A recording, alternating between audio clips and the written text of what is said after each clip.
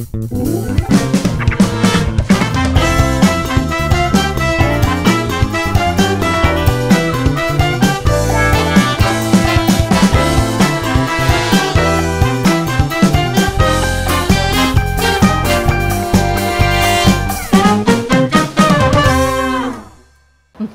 mulai ya Pak. Let's go. Indro Harjodikoro hadir di Sofi Nafi Talks. Kita tepuk tangan dulu. Ini orang harus kita kejar sampai ke Seminyak. Karena ternyata dia sampai di Bali terus diam-diam baik. Pas sudah mau pulang malah ketahuan, jadi kita hadang dulu di Seminyak. Makasih untuk waktunya ya Bapak Indro ya. Saya juga ini nggak rencana liburan sebenarnya. Ini tadinya rencananya ngapain ke Bali akhir tahun sampai Gara-gara awal tahun? ngelihat saya ada ya untuk cerita buatnya ke sini ya.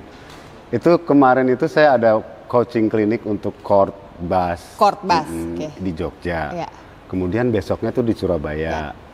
Acara court 30 tahun court Indonesia itu di Surabaya. Terus si Naya istri saya lihat, "Bi, ini tol ke Banyuwangi udah dibuka, ke Bali yuk," gitu. Bablas. Terus, oh iya ya. Terus anak-anak baru satu yang ikut, yang satu masih kuliah. Akhirnya nyusul ke Surabaya, naik bus, baru kita jalan ke sini. Jadi nggak rencana liburan. Oh ini super random? Iya. Serius? Terus itu pun tanggal 22. Akhirnya dia mau ke Bali, mau ya udah dia nyusul naik bus setelah acara kuliah. Ternyata tolnya baru sampai Kerasaan loh, jadi masih jauh. Ada pohon tumbang, terus kita ke desa-desa gitu nyari jalan. Tapi ya lancar, nyebrang lancar. Akhirnya sampailah di Bali. Baru sekali naik mobil. Ke Bali? Iya. Oh, dan ini berarti masih harus nyetir ke Jakarta dong pulangnya? Tapi nanti mampir-mampir di Surabaya, terus nginep dulu di mana gitu. Oh, jadi nggak langsung bablas ya? Tapi gimana ya, aku sebagai ibu-ibu langsung terbersit emosionalnya. Lu seneng gak sih? Ini kan anak-anak udah gede, dua-duanya udah kuliah. Sebenarnya kita ini punya musim hidup yang mirip, yaitu katanya sarang kosong, ya kan? Empty nest. Yang mana gue nggak suka sama bahasa itu. Gue selalu bilang sama penonton gue, it's not an empty nest, it's bird launcher. Lo nge-launch burung yang udah kita didik dan kita bekal ini kan. Terus tiba-tiba random karena Mbak Naya bilang ini kayaknya tol udah dibuka, malah jadi bisa road trip. Bareng-bareng. Itu luar biasa, itu udah atas berkat rahmat Allah. Allah aja ya. Kalau kata anak sekarang, Cila, kan kita sekarang ngelihatnya apa-apa sosmed ya katanya ya. Ini namanya core memory, tahu nggak? Oh, gitu bahasa anak sekarang tuh katanya core memory. Itu adalah memori-memori yang penting gitu untuk kita ingat selamanya. Anak-anak ingat, kita juga ingat karena betul. Ya kan? Bisa juga. Soalnya kan setelah ini kita nggak tahu ya, setelah mereka udah lulus kuliah terus kerja terus diambil orang. Nah, kamu enak laki, aku deh cewek dua-duanya. Nggak gitu juga loh. Kalau misalnya nih kayak contohnya ya, suami saya ya, coba deh Pongki. Kan orang tuanya kan di Malang terus pindah ke Jogja kan. Iya. Lama bininya malah dibawa ke Jakarta terus ke Bali. Ternyata aku dulu mikir gini, kenapa sih waktu kita nikah dulu ibu, maksudnya mertua aku, kenapa sih ibuku nangisnya sehebat ibuku, mertuaku kok sehebat ibuku nangisnya gitu kan? Kan aku yang perempuan, dia kan laki-laki, you will always have him gitu kan? Ternyata nggak gitu. Enggak ya, ternyata. Oke. Ternyata saya nggak tahu, saya nggak pernah punya anak laki. Saya juga belum pernah punya anak perempuan, berarti nanti ini ya aku dapat mantu, dia dapat mantu laki ya. Speaking of which, tadi pas ketemu di depan itu ketemu istrinya Mas Indro dan Mbak Naya bilang gini, Sof, inget gak sih terakhir ini aneh sih, terakhir kita ketemu kok udah lama banget, ulang tahun pertamanya Rangga, yaitu anak kami yang udah berumur 21 tahun sekarang, sama umurnya sama anak lo, ya kan? Ya kita datang kan.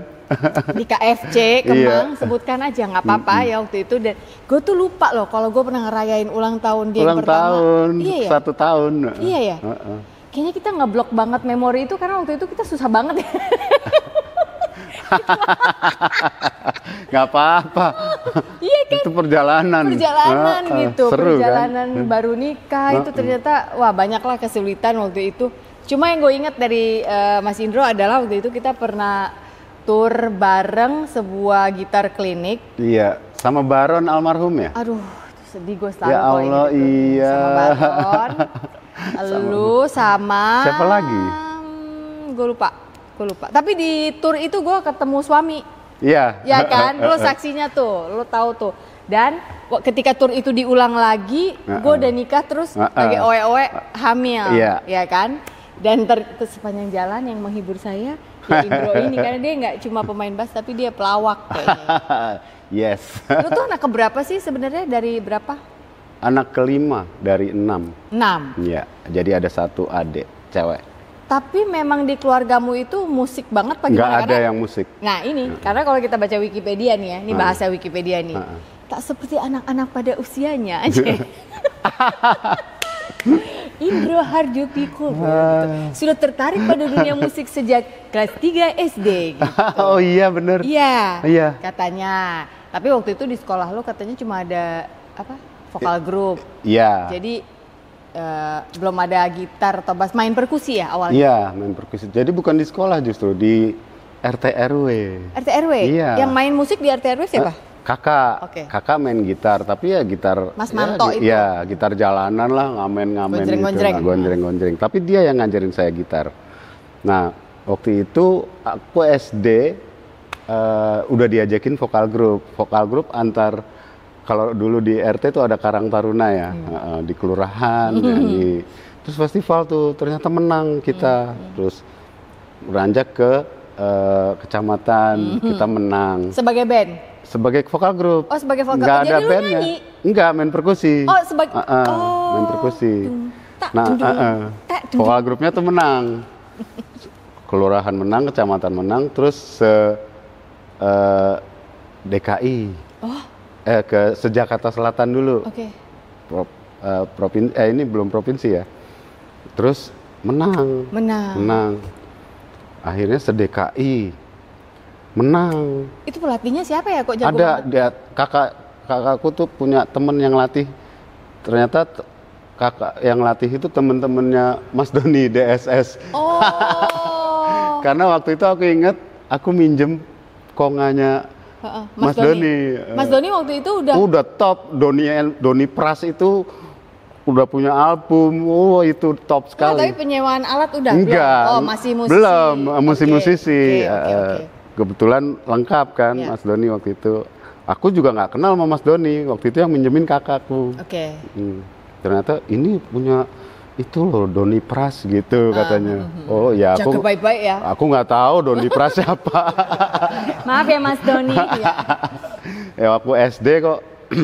Udah ikutan menang sampai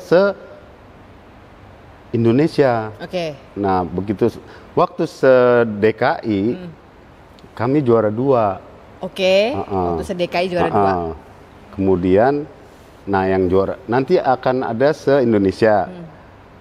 Yang juara 2 digabung sama juara 1. Yang juara 1 itu dari Jakarta Timur.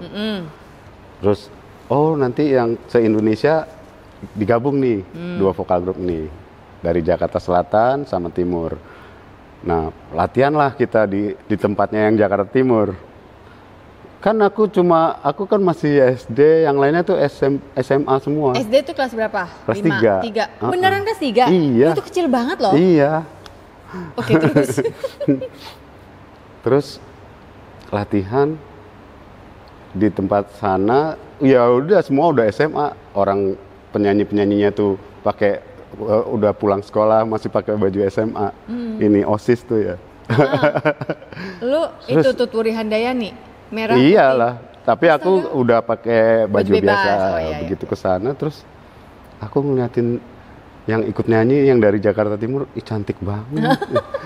Karena masih kecil udah gitu ya. Cantik banget. Itu siapa Mas yang nyanyi? Itu Sundari Sukoco. Oh, Sundari Sukoco. Tapi waktu itu ya belum terkenal, ya masih SMA.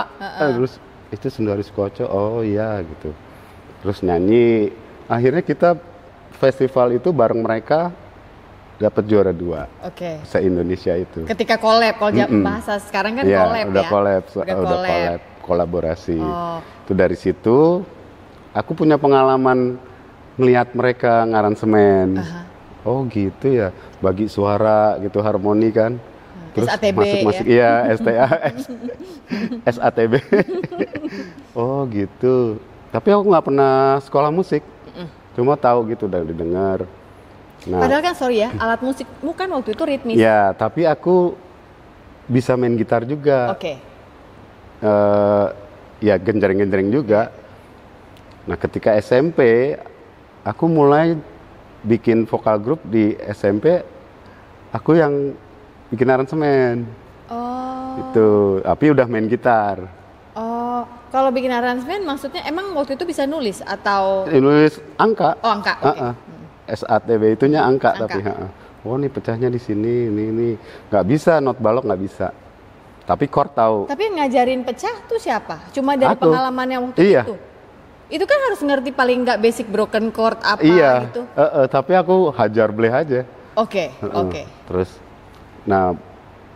Terus ikutan festival lagi yang orang-orang Karang Taruna ikut dulu ini, aku yang aransemen. Kali ini si anak SD ini sekarang yang mengaransemen. Aku yang aransemen.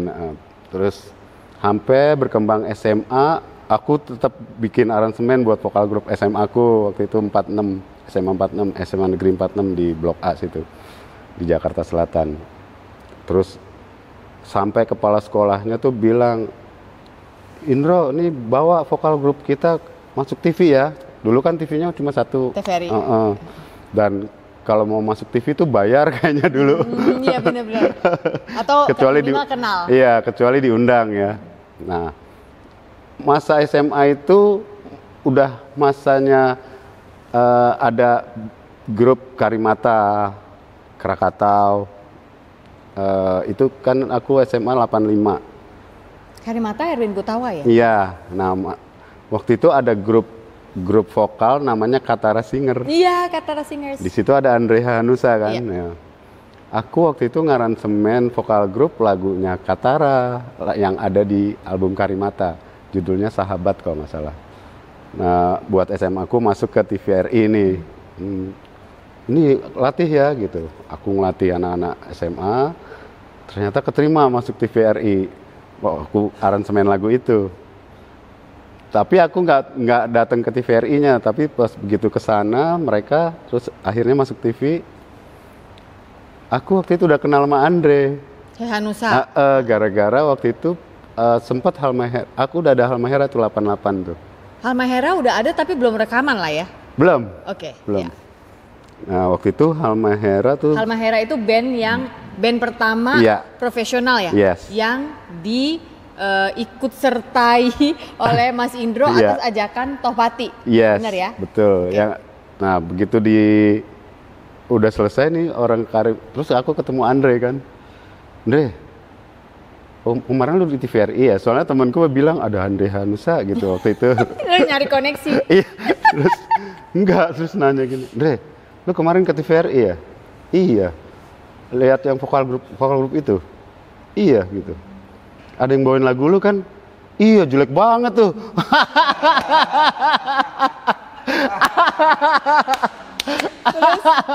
Terus? Ya, gua yang ngaransemen, Re. Terus. Ketawa aja sih. Jadi dari situ lo tahu kalau SATB lo belum optimal. Iya, belum optimal. Ya pantas jelek, kalau nggak ngerti apa-apa ngaransemen. Tapi setelah itu ada SMA vokal grup tuh, festival vokal grup antar SMA. Aku sempat ngelatih di vokal grupnya Al Azhar. Menang juara tahun 1. Tahun berapa itu? Ya di tahun-tahun era itu 87, 88. Oh, I see. Menang. Itu, menang. Setelah belajar dari yang itu kan? Iya, dari yang nggak ngerti ini. Yang katanya Andre Hanusa jelek kan? Udah nggak jelek kan sekarang Mas Andre? Gue nanya approval lagi. Awas lu, Andre. Oh itu awalnya. Itu cerita awal. Jadi itu awalnya berani mengaransemen. Iya. Tapi waktu aransemen itu udah main bass atau belum? Belum. Cuma udah bisa. Waktu itu aku masih SD pun aku main bass upright. Jadi harus naik kursi gitu. Hah? Lucu banget. Tuh, jadi senaik-naik kursinya anak SD kan tetap di bawahnya gitu dong. Harus gini iya kan? Iya kan, harus gini. udah bisa. Itu kan katanya di keluarga nggak ada yang main musik. Nggak ada, tapi ternyata setelah saya telusuri sekarang, musikku tuh dari ibu. Ibu ternyata main gamelan dulu. Aku inget SD suka ikut ajak ibu latihan. Oh gitu. Main gamelan. Aku kadang megang kenong waktu itu. Terus bonang, terus gong. Itu core memory. Itu core memorinya aku ingat sampai sekarang gitu. iya. Karena aku telusuri kok nggak ada yang main ya. Ternyata itu. Ternyata itu. Itulah perkenaan pertama dan sebenarnya kena. Iya. Dia berbuahnya agak lamaan ya ketika SMA ya. Nah tapi kenapa alat musik bass? Satu Indonesia tahu Indro adalah pemain bass yang dengan pengalaman yang luar biasa. Kenapa dari semua alat musik itu bass? Sebenarnya kan awalnya kan gitar sama perkusi. Ya. Nah, kenapa saya seneng? Sebenarnya cita-cita, oke di bass dulu. Waktu SMA, aku tuh masih main gitar kelas 1, kelas 2. Nah, begitu kelas 2 ini kan selalu ada festival band antar SMA. Nah, si pemain bassnya ini nggak mau. Bro, gue main perkusi aja deh gitu. Nah, gimana? Lu yang main bass ya? Iya, gitu aja aku. Nah, demi manggung deh pokoknya. Iya, iya gitu. Terus gak punya bass, minjem sama kakaknya yang mau main perkusi ini, si gitaris ini. Kakaknya itu Sony Subowo.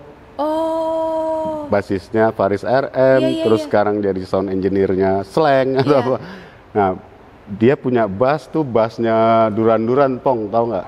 Iya, Arya Pro 2, ternyata punya Faris. Faris kemarin bilang sama aku, bass gua tuh Ndro.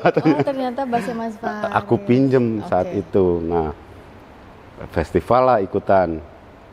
Ternyata aku pertama kali itu main electric bass. Terus kan zaman itu nggak ada internet, nggak ada referensi, diapain sih bunyinya gitu. Pokoknya tetet gitu. Kan beda dong sama upright. Iya, aku baru itu main bass elektrik dan manggung gitu. Dan festival lagi. Nah, waktu itu aku referensiku tuh dari kaset Level 42 Cassiopeia. Kan itu kan? Ya itulah pada saat itu. Kalau marking. Ya, kalau yang selebihnya aku kan main gitar ya lagu-lagu Indonesia justru. Nah, begitu festival aku waktu itu SMA, mewakili SMA se-Jabotabek waktu itu. Bandku juara 1, aku the best bass player waktu Pertama kali main bass listrik, elektrik, langsung the best bass player yang ngasih piala itu Arthur Kaunang. Wow. Berarti waktu itu main langsung udah pakai slap dong? Iya. Pada suatu siang setelah sebuah serangan kecemasan terjadi kembali pada saya digerakkan untuk kembali ke rumah ayah, meminta maaf atas semua kesalahan saya. Saat itu saya menangis sebagai anak kecil yang tidak bisa ditenangkan. Saya tidak percaya bahwa kepala saya sedang dielus orang yang selama ini saya rindukan. Miracles do happen. Ternyata manusia dapat berfungsi di dalam masyarakat seakan-akan nothing is wrong, tetapi tidak akan bisa bertahan lama. Pertahanan hancur juga lambat laun. Overthinking at its best is happening day after day. Padahal jangan lupa bahwa the truth is, Dia begitu sayangnya kepada kita ciptaannya. Oleh sebab itu, kita memang butuh Tuhan sebagai tempat untuk meminta ampun. Bertobat dalam artian percaya bahwa kita sudah Dia ampuni. Selamat mencerna pelan-pelan teman. I hope that you'll always remember that you are loved. You are not a problem. Buku ini sudah bisa didapatkan di toko buku Gramedia atau toko-toko buku besar lainnya, ataupun secara online. Get a copy of my book today. Jangan di-overthinkingin. See you around, guys. Wow. Berarti waktu itu main langsung udah pakai slap-slap dong? Iya. Lah kan waktu main upright kan nggak gitu ya? Enggak. Berapa lama tuh latihan sampai tuh? Nggak pernah. Termasuk pede kali memang ya abang ini ya. Nggak pernah latihan. Ya. Nggak pernah latihan. Bass itu nggak Jadi pernah. menurutmu? Langsung saat itu. Sekarang gini coba. Kita core memory lagi coba sambil tutup mata. Menurutmu itu dari mana itu bisa tiba-tiba slap itu? Dan the best bass player. Orang slap ada yang tetap fals loh. Ini. Iya.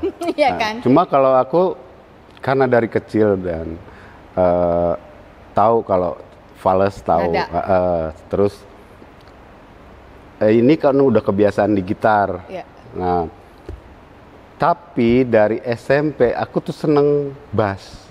Oke. Tapi nggak pernah kesampean gitu. Orang minta beliin bass waktu itu, bass jualnya di toko olahraga kan, sport and musik. Sport and musik itu aku ingat banget tuh, aku pulang sekolah aku SMP 12 di Wijaya situ di dekat Blok M. Kalau pulang ke Blok M, ngeliat ke toko sport and music, toko India kan, ada electric bass, harganya 80.000. Pengen beli tapi nggak punya duit, minta sama orang tua juga nggak punya duit, bukan nggak dikasih, nggak punya duit. Orang tua aku kan pegawai negeri, ibu kan nggak kerja, ikut suami, jadi aku ya ngalir aja, ya memang belum waktunya kali. Kalau dulu sih kesel gitu, ternyata udah dikasih duitnya sama kakakku Mas Manto itu buat Dein beli bass gitu. Kasih duitnya, tapi nggak dibeliin, habis duitnya. Dimakan duluan ya? Iya. Ternyata nggak dibeliin, ternyata udah dikasih ternyata sama orang tua. Nah, sepanjang perjalanan itu aku seneng musik terus. Pertama awal aku seneng ya, aku cerita di podcastnya Bu Jana. Aku tuh gara-gara denger live-nya di Purple itu. Lagu yang mana waktu itu? Burn. Teng. Jadi kan nggak ada TV kan, dengernya di radio. Pakai banget. Ih keren banget. Gimana ya main musik gitu. Enggak keren gitu, jadi manggung terus. Keren banget. Gue jadi pengen jadi musisi itu. Itu pertama kali. Itu SD kelas 3 itu juga udah dengernya. Jadi referensiku tuh zaman itu ya glam rock zaman itu ya. Glam rock pada zaman itu. The Purple, Led Zeppelin, terus Rolling Stone. Ya, itu kan beda loh permainan bassnya dengan ketika SMA dengan marking dan Cassiopeia segala macam itu. Perubahannya tuh ketika aku SMP mulai denger Cassiopeia itu. Ini main bass kok bisa keren gini gitu, ngeliat si Tetsuo itu. Tapi waktu itu udah bisa bedain ini Jepang banget sih. Terus ini aku denger lagi Nathan East yang dari Amerika kan. Terus denger lagi dari Inggris ini si Marking. Oh bisa gini ya.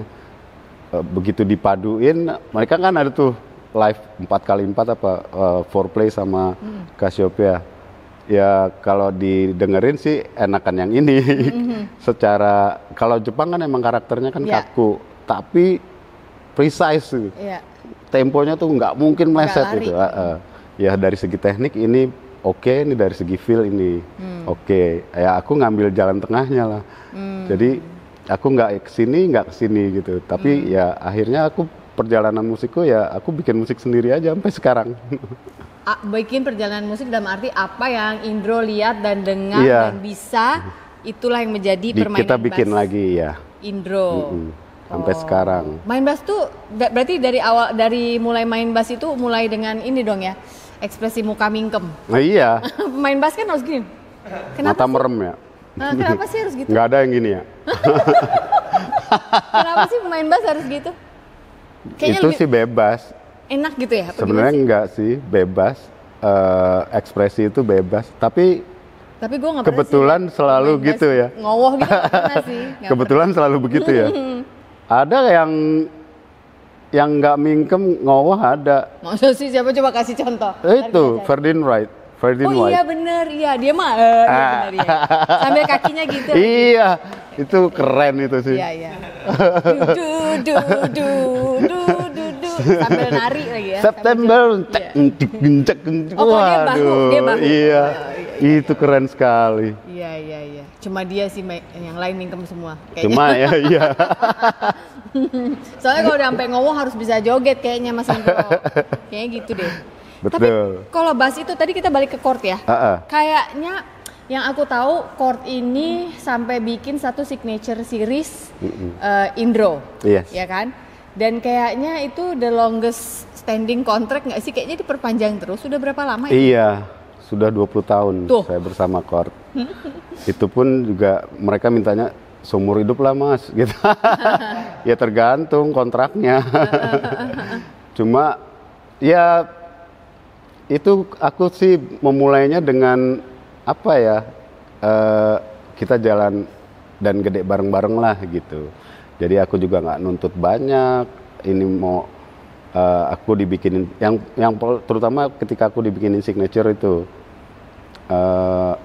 ini awal apa kebanggaan aku sendirilah. Ada satu company yang pengen ada namaku di situ gitu. Terus ya aku yain aja.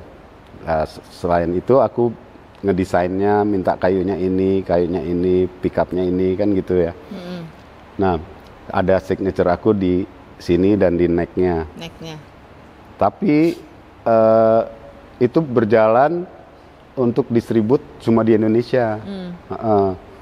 Ya itu selama berapa 10 tahun lebih ya itu yang jalan. Tapi ketika kemarin 2003 pas saya ke Korea, ke Korsel kemarin sama Balawan, sama ada pemain harmonika Rehan. Di sana ada festival internasional harmonika, international festival. Terus saya diajak Balawan ikut ke sana. Mereka ternyata juri. Tapi habis itu jurinya main gitu, perform. Nah, kebetulan Naya langsung kontak Court yang di Korea, kantornya, head office-nya. Istrinya Mas Indro ya, Naya ini ya maksudnya. Langsung ke sana, dia terima, dia seneng. Akhirnya ya kebetulan ketemu ke sana, ya langsung bikin sama R&D-nya bikin bass yang sekarang.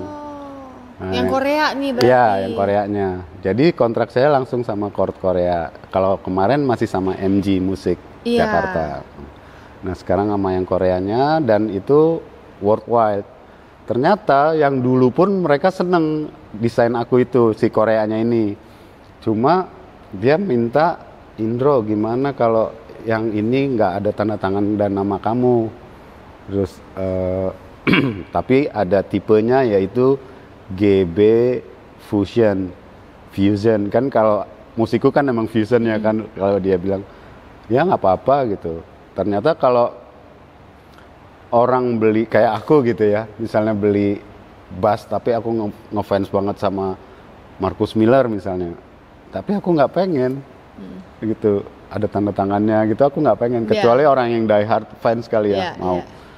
Oh iya ya, berarti gitu. Bener juga apalagi aku ini basis dari mana nih? Dari Sentul gitu. Dari Sentul Bogor nggak dibeli. Ya soalnya worldwide kan. Worldwide. Jadi akhirnya GB Fusion. Nah, setelah itu bikin kemarin 3 bulan udah terjual di 66 negara. Wow. Udah 500 lebih yang terjual. Oh ya, dalam kurun waktu berapa? 3 bulan. 3 bulan? That's a lot. Berarti emang bagus banget. Reviewnya puas ada gitu banyak ya di YouTube. Aku lihat orang Amerika tuh malah buat metal. Ih, cocok juga nih. Terus buat yang jazz gitu. Terus yang fusion, emang fusion kan, yang buat slapping. Oh, oke juga nih gitu. Emang ternyata mereka itu ya kayu. Sangat. Di bass nih ya. Sangat. Kalau kan biasa lihat teman-teman gitar, kayunya ini harus maple. Kalau di bass. Iya. Ngaruh banget. Sangat. Justru itu yang utama. Kayu neck sama body itu utama. Kemudian gimana cara nyambungnya, ada yang neck through, ada yang bolt on, ada yang dilem di sini gitu. Itu pengaruh. Ngaruh ke sound atau ke main? Ke sound, iya juga ke sini. Kalau ini kalau di sini playability itu gimana shape-nya. Playability namanya, gimana shape-nya. Gimana shape-nya si neck itu. Kemudian di neck itu ada fingerboard-nya, ada yang satu kayu, ada yang ditambah sininya. Di sininya bisa pengaruh, bisa dikasih walnut, ebony, bisa rosewood. Kemudian yang umum sih neck-nya itu pasti hard maple. Kemudian chord di sini, chord tuh cuma di sini pabriknya di Mojokerto. Yang di Koreanya tutup. Ada lagi di Cina. Nah, kalau yang di Indonesia hard maple-nya tuh Kanada. Oke. Ngambil kayunya dari Kanada. Kalau yang di Cina ya Cina kan dia 4 musim. Ya, jadi maple ini cuma tumbuh di 4 musim. Ya. Yang salju gitu, baru tumbuh. Yang kering. Ya. Nah, kemudian ditambah lagi di atasnya itu mau ebony atau rosewood atau maple juga, itu pengaruh sound. Pengaruh ya? Ke apanya tuh Mas? Warmnya? Iya, karakter itu betul. Karakter bassnya itu. Berarti si GB Fusion ini karakternya apa Mas? Kalau diterangkan ke saya yang bukan pemain bass. Oke, jadi kalau saya, karena karakter saya tuh memang main fusion dari dulu, kemudian saya juga session player dari dulu, jadi saya pengen bunyinya itu tetap low-nya ada, kemudian tidak terlalu nendang. Kalau yang zaman-zaman dulu itu aku pakai bodinya tuh S. S itu karakternya tuh di depan sekali bunyinya. Aku kan kalau dulu pengen slap, pengen solo gitu. Sekarang udah mulai wise. Old and wise. Saya pakai alder. Alder itu cukup untuk membackup sebuah musik gitu. Jadi nggak terlalu di depan, tapi di backup. In your face, tapi juga nggak terlalu background gitu ya. Tapi kedengeran gitu. Dia tuh kayak ada bodinya. Iya, betul. Itu bass tuh sangat pengaruh dari kayu. Ketika pick up ini, kalau pick upnya jelek tapi kayunya bagus, masih tetap enak. Ya, selamat ya? Kalau kayunya jelek, pick upnya mau bagus kayak apa, tetap kedengarannya tuh ketika bass butik, bass bagus ya, itu ketika di panggung gede, tuh dong kan ada kita, nih gaung nih nggak kedengeran tone-nya, cuma gaungnya doang. Nah kalau bass bagus, walaupun dia pelan tetap tone-nya kedengeran. Itu kedengerannya di panggung gede sama di rekaman. Rekaman, oke. Itu. Kita bicara tentang rekaman sedikit ya. Yes. Berarti sejak main musik itu dengan si perkusi, dengan si bass upright, lalu dapat the best bass player, padahal baru pertama kali main electric bass. Rekaman pertama kali itu berarti yang pas Halmahera itu tahun 94 atau sebelumnya udah rekaman?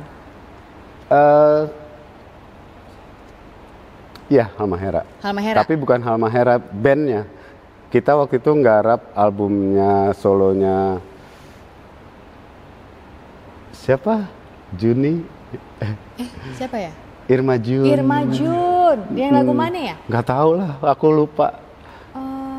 Pasir Putih apa ya? Yang dia berdua, dibawain lagi berdua kan kemarin ini. Aku lupa banget. Tapi itu aku ingat. Kemudian judulnya tapi lupa aku. Lupa. Karena dari situ rekaman Halmahera habis itu. Nah, waktu rekaman Halmahera ini kan band ini kan belum rekaman waktu itu. Terus ikut festival. Jadi band ini tuh ikut Light Music Contest dulu Yamaha ya. Bikin acara festival band itu nanti kalau menang tuh dibawa ke Jepang jadi festivalnya internasional. Waktu itu Halmahera juara 2. Tapi nggak ada juara 1. Iya, waktu itu jurinya Tamam Hussein, Elva nggak ikutan juri, orang Jepang, lupa orangnya Yamaha. Terus diumumin, ini nanti ada audisi lagi, karena nggak ada juara 1-nya. Disebabkan oleh? Nggak tahu, itu kan ya juri aja terserah. Iya. Akhirnya kita di audisi lagi, lawannya tuh Elva bersama Topeng and Mas waktu itu, penyanyinya Harvey, Empi, terus gitarnya Mus Mujiono. Kita kan masih SMA, si Tohpati kan masih SMA tuh. Terus ya udah kita ikutan lagi audisi.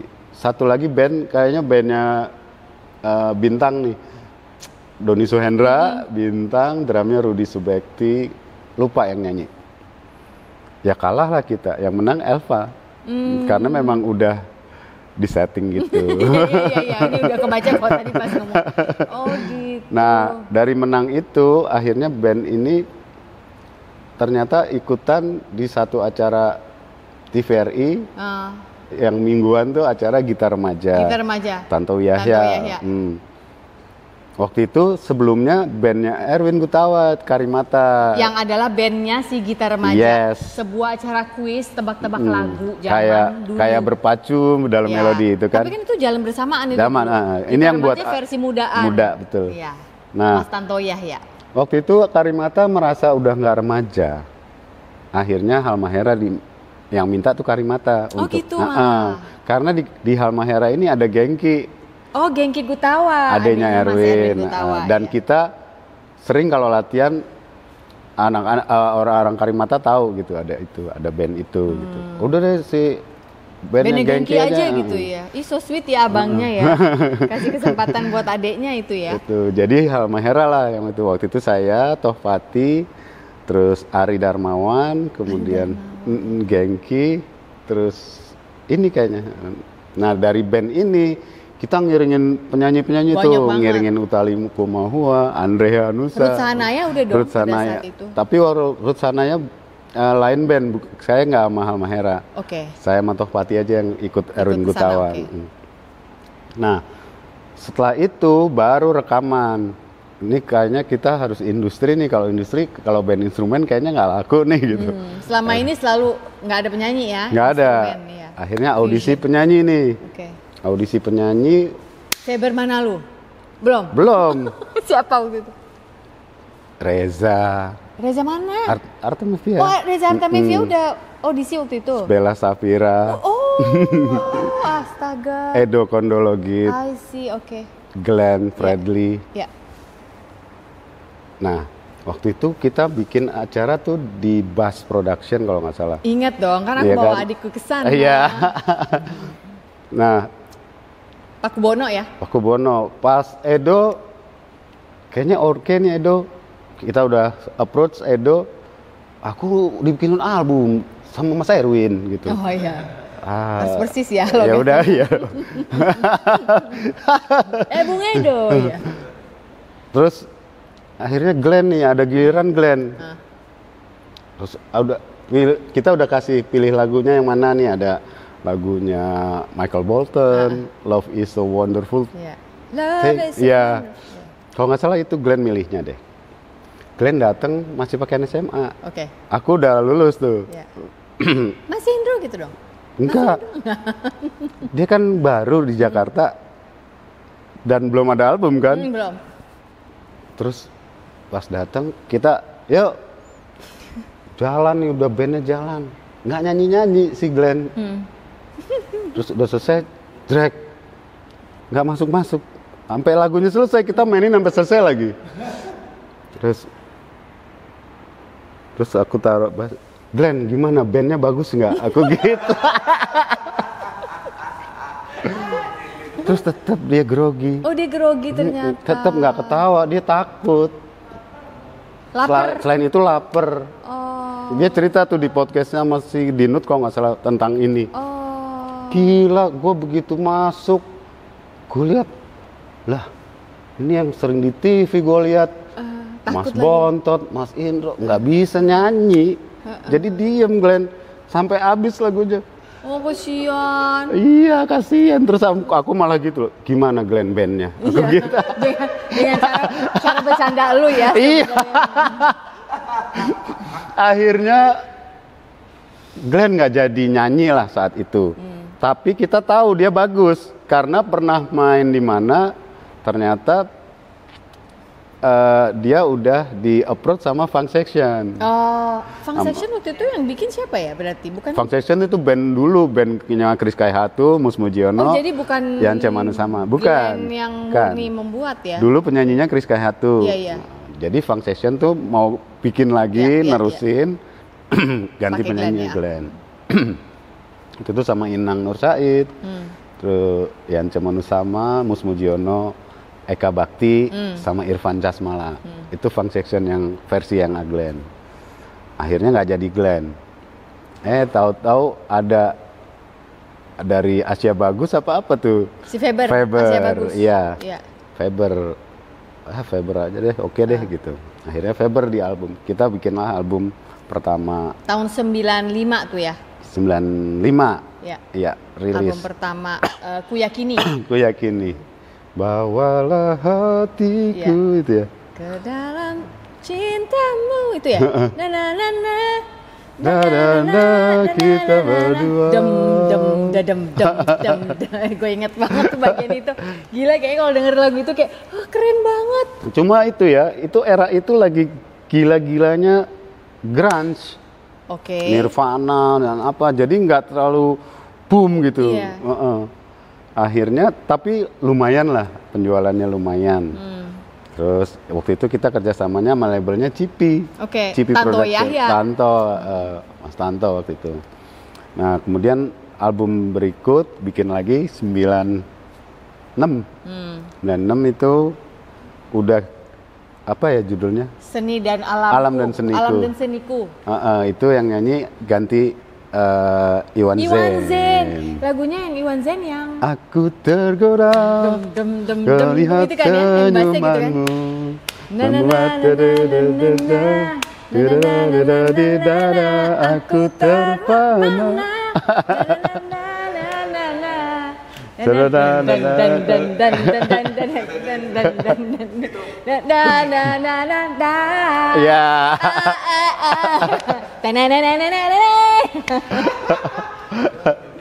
Ya. Hah? Siapa? Oh iya, video klipnya ya. Itu video klip. Oh iya ya. Iya, ada adanya Sarah Sechan. Oh, Ade Fitri. Iya. Ade Fitri itunya jadi modelnya. Oh, itu ya, coba nanti kita cari ya gambarnya, ada nggak tuh? Ada kok, masih ya? ada di YouTube kayaknya. Oh, hai Wanzen. Kamu ke Bali nanti kita ngobrol-ngobrol juga ya di sini ya. Tohpati. Yang itu juga Tohpati yang? Yang sana juga yang pertama Tohpati. Oh, Tohpati. Okay. Terus tapi kenapa berhenti di situ ya habis itu? Karena sibuk ngapain? Dulu ya orang itu pokoknya tahu banget dynamic duo Indro Bontot Mas Tohpati maksudnya. Terus habis itu kayak masing-masing punya jalur masing-masing apa gimana sih? Jadi ada permasalahan di Halmahera tuh sebenarnya masalah waktu doang sih. Kita semua tuh waktu atau waktu? Erwin nulisnya not balok semua. Gantian lu jadi Glenn nih. Iya. Lihatin dari kiri saya ya. Gitu. Untuk lihat bassnya dia di mana. Begitu main dia nggak main line bass, main chord yang dia tetap main chord yang close gitu kan. Ya keblaso lagi. 2000. Tunjukkan mana waktu itu yang pas kita datang bukan Indro yang main, di TV juga ada.